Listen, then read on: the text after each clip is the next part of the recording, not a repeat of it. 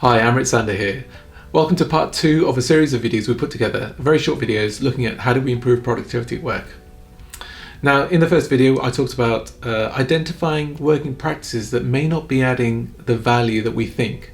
And I cited my example from retailing, where we spent 1/5 of our working week analysing last week's data. It was Mondays were just full of conference calls, WebExes, meetings, looking at last week's data, and we all had the same numbers, but we had this need to go through the numbers together. And I'm sure it's pretty much still the same.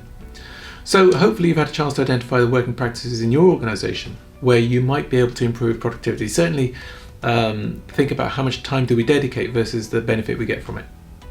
Having done that now, rather than going straight into making changes, what we want to think about is how do we create an environment for change. There's a precursor before we make changes, which is creating environments of trust. Now, trust is this odd word. How do you go about creating trust? Well, this takes a bit of time and practice.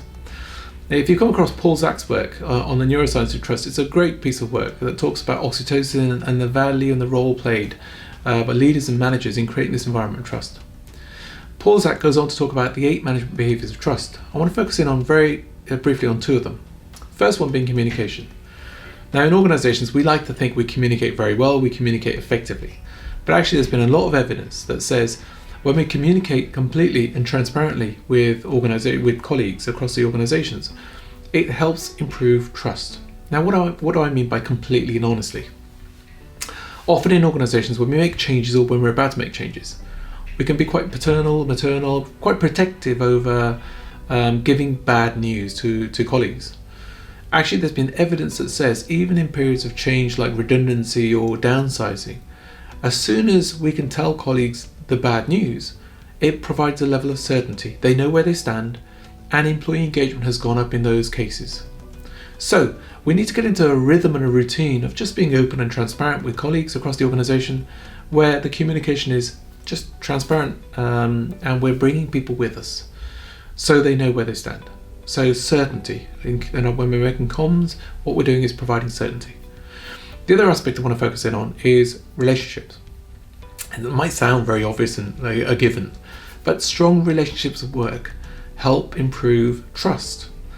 Think about people you care for. You trust them implicitly and you care for them. They go hand in hand.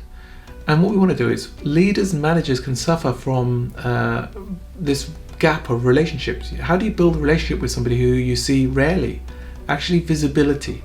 Any form of impact or communication, interaction can have an impact on people's perception of you. So even if it's standing from afar and all hands meetings and whatever else it might be, where people build an image of you, can help towards creating an environment of trust because that relationship is built even from afar. So what we want to start thinking about is how do I get visibility? How do I start to interact more where people just get to know me a little better? And we want to try and do that across the organisation where we're building this transparent communication and environments of trust where people know each other very well, providing a sense of security. Having done that and putting that in place will be the precursor before we do anything in terms of change.